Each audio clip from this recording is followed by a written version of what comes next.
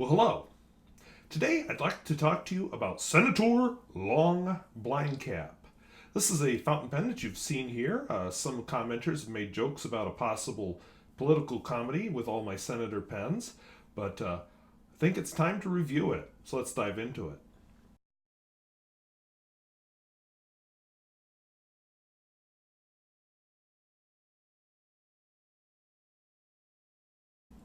If videos like this interest you, where I talk about fountain pens both new and old and at all price points, I would invite you to subscribe.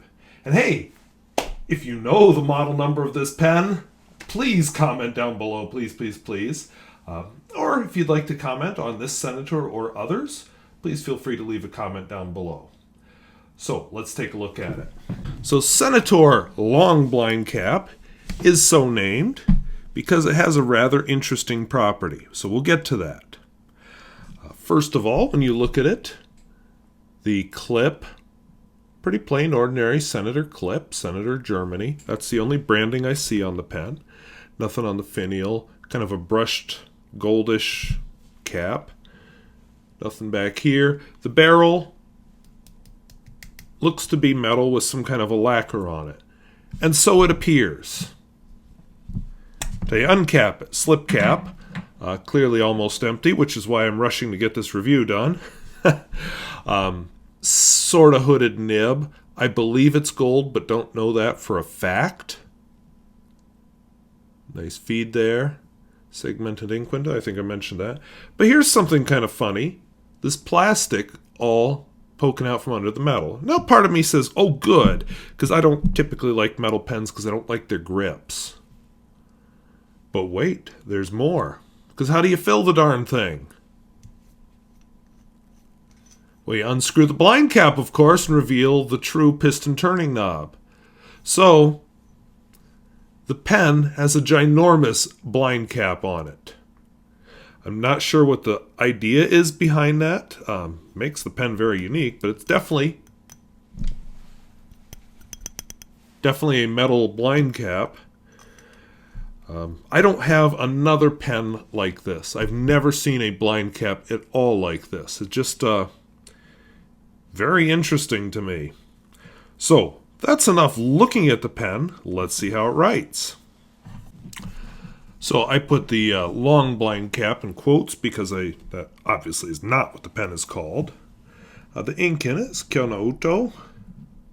Whoops, Kyo.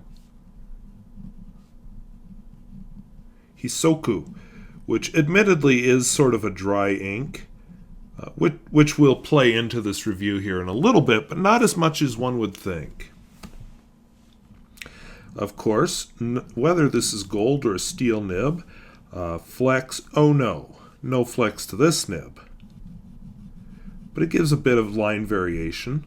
I think it does an attractive job putting ink on paper. But this is one of those pens that you buy because you want to write. You want to put words on paper, not because you want to enjoy the glorious flex or the shading of the ink, although I think it's demonstrating a little of this shading, which is nice. So, wetness and flow.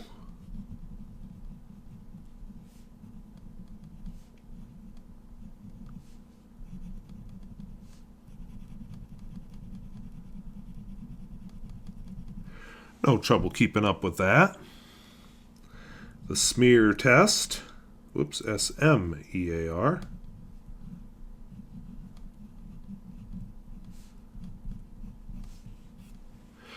I kind of expected that with this ink and this pen.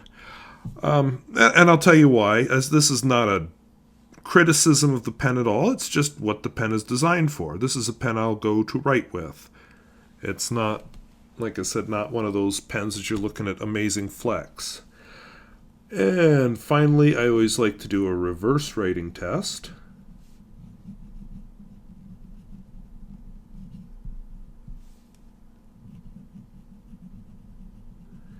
A surprisingly smooth, but ultra extra fine. I think that's too fine to be considered extra fine.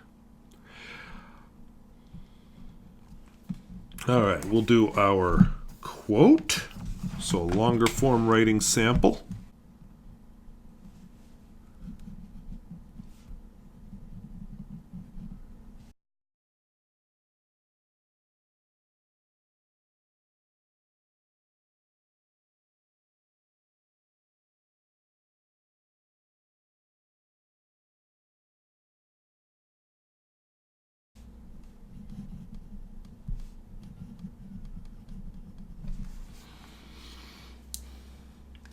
And finally, we'll do the world-famous Peer-Gustafson test.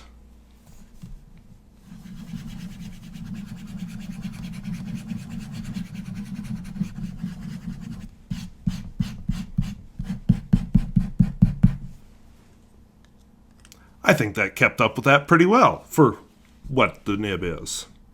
So all in all, I'm quite pleased with this pen. It's a pen I enjoy writing with. I enjoy taking out.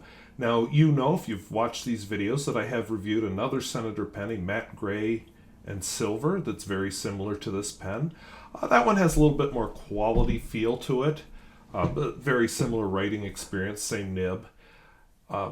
These are just really good pens. I'm surprised, honestly, that you don't see Senator in this market anymore. You know, Senator is still around, just not making pens like this. So one other test I always like to do... Okay, this may have been the wrong shirt to wear for this, because it doesn't have a traditional pocket, so we'll just do... heck, even though it's a very untraditional pocket, I think the pen did just fine there. And I'm laying it there, forgetting that why bother, because I don't have a nice green screen behind me that I need to perform for right now. Don't worry, we'll be back down there in a couple of weeks. I'm going to talk about some of the additional things that are happening with the channel. Part of why it's taking me longer to get back downstairs. So in the meantime, I just want to say, if you're into pens, fountain pens, vintage fountain pens, sometimes it pays to look beyond the big names.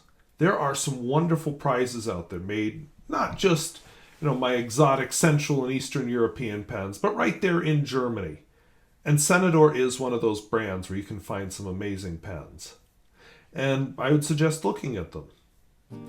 So, if videos like this interest you, where I talk about fountain pens, both new and old, and at all price points, I would invite you to subscribe. And hey, is there a vintage surprise that you would like to recommend? Please feel free to let us know in the comments down below. And if you're one of those people that can tell me about model numbers for Senator pens, you'd be my favorite viewer forever. So I want to thank you for watching. We'll see you later. Bye-bye.